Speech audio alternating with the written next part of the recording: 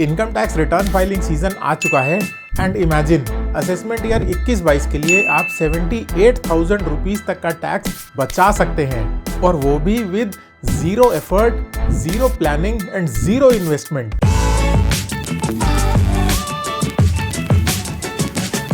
Hello everyone, मेरा नाम है सीए गुरप्रीत सिंह भल्ला और आप देख रहे हैं कंसल्ट गुरप्रीत। तो एफर्ट्स और जीरो इन्वेस्टमेंट्स के साथ भी टैक्स बचाया जा सकता है, लेकिन कैसे?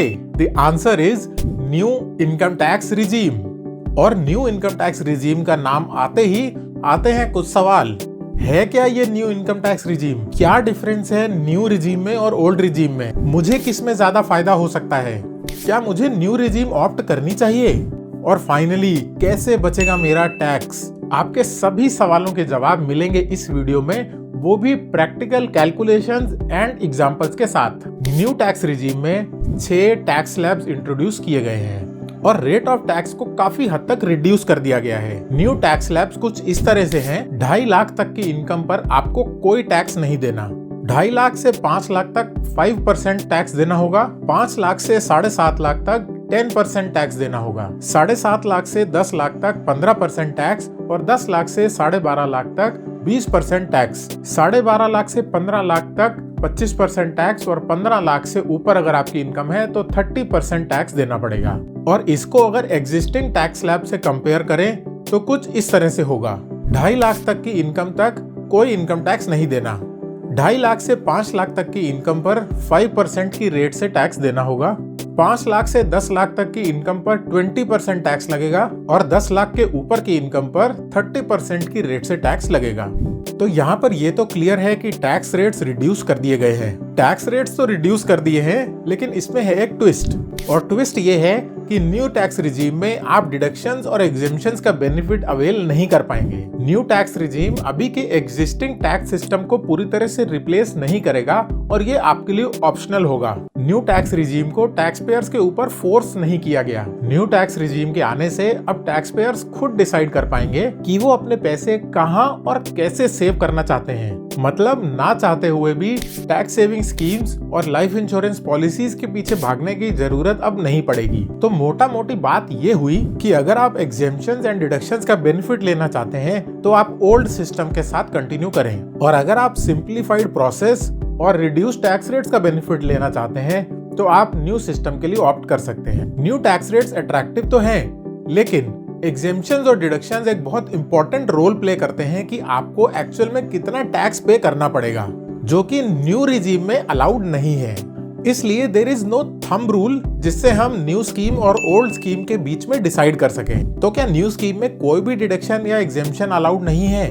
अभी तक मिलने वाली सभी डिडक्शंस और एग्जेम्पशंस में से कुछ एग्जेम्पशंस ऐसी हैं जो न्यू स्कीम में अलाउ की जाएंगी और उनमें से कुछ एग्जेम्पशंस ऐसी हैं जो कि अलाउ नहीं की जाएंगी। आगे बढ़ने से पहले अगर आपको लगता है कि ये वीडियो आपके लिए हेल्पफुल है तो इस वीडियो को शेयर करना मत भूलिएगा। पहले देख लेते हैं कि कौन कौन सी एग्जेम्पशंस और डिडक्शंस डिसअलाउड हैं। Leave travel allowance, HRA, 50,000 rupees का standard deduction, entertainment allowance, professional tax, interest on home loan, deductions under chapter 6A जैसे कि section 80C, 80D, 80E, life insurance premium, mutual funds का investment, इस तरह के deductions भी allowed नहीं होंगे। और क्या क्या अलाउड है नई स्कीम में? एग्रीकल्चरल इनकम पहले की तरह ही एग्जेम्प्ट रहेगी।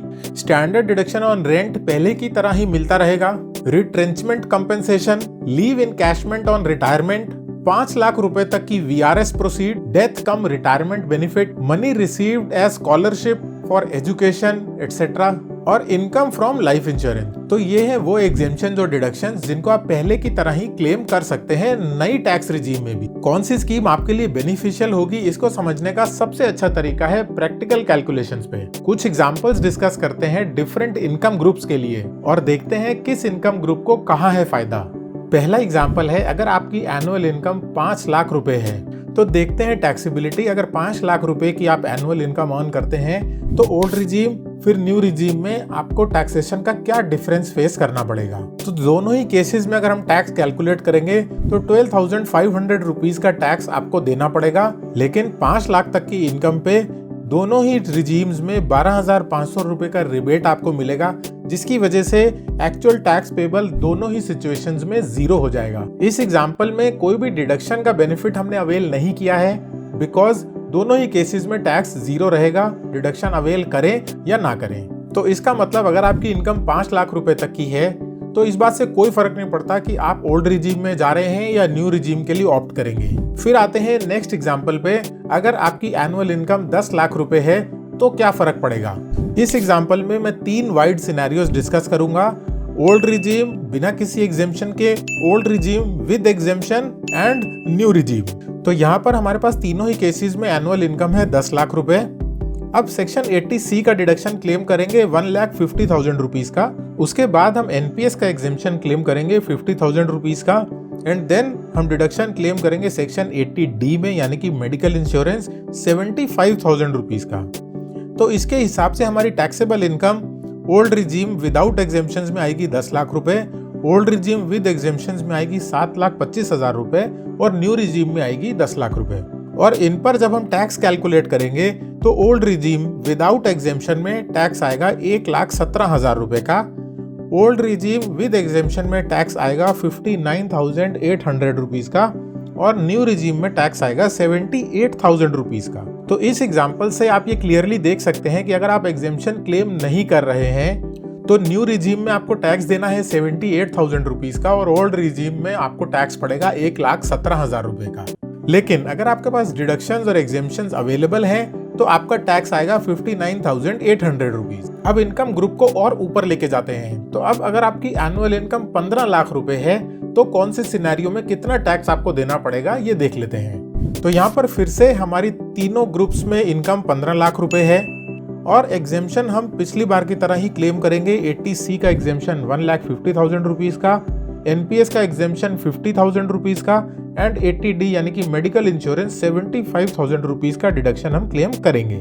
तो इससे हमारी टैक्सेबल इनकम आ गई ओल्ड रिजीम विदाउट एग्जेम्पशन में 15 lakh, old regime with exemption में 12,25,000 रुपए एंड न्यू रिजीम में टैक्सेबल इनकम है 15 लाख रुपए। इस पर जब हम टैक्स कैलकुलेट करेंगे तो ओल्ड रिजीम विदाउट एग्जेम्पशन में 2,73,000 रुपए का टैक्स बनेगा।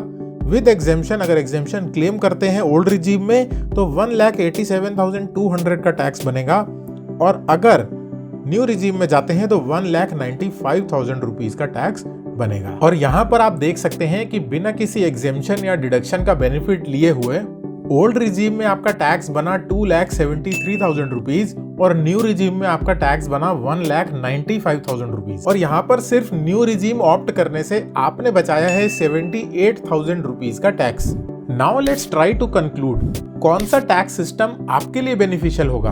अगर आपने नोटिस किया तो सभी एग्जांपल्स में सभी इनकम ग्रुप्स के लिए एग्जेम्पशन क्लेम करने पर आपके लिए ओल्ड रिजीम ही बेनिफिशियल रहेगी और अगर आप एग्जेम्पशंस नहीं क्लेम करते हैं तो उस केस में आपके लिए न्यू रिजीम ज्यादा बेनिफिशियल है। बट दोनों ही स्कीम्स के अपने फायदे और अपने नुकसान हैं। ओल्ड रिजीम में है डिडक्शंस एंड एग्जेम्पशंस का मजा, जिनको अवेल करने के लिए आपको सेविंग और इन्वेस्टमेंट करना पड़ेगा, जो कि एक बहुत अच्छी हैबिट है और आपको फ्यूचर में काम आएगी। और दूसरी तरफ न्यू रिजीम काफी सिंपल और फ्लेक्सिबल है। तो फाइनल वर्डिक्ट क्या है? तो अगर आप एग्जिस्टिंग टैक्स सिस्टम में बहुत से डिडक्शंस और एग्जेम्पशंस क्लेम कर रहे हैं तो आगे भी आप ये मान के चलिए कि आपके लिए ओल्ड रिजीम ही ज्यादा बेनिफिशियल होने वाली है, आपको न्यू रिजीम की तरफ नहीं जाना।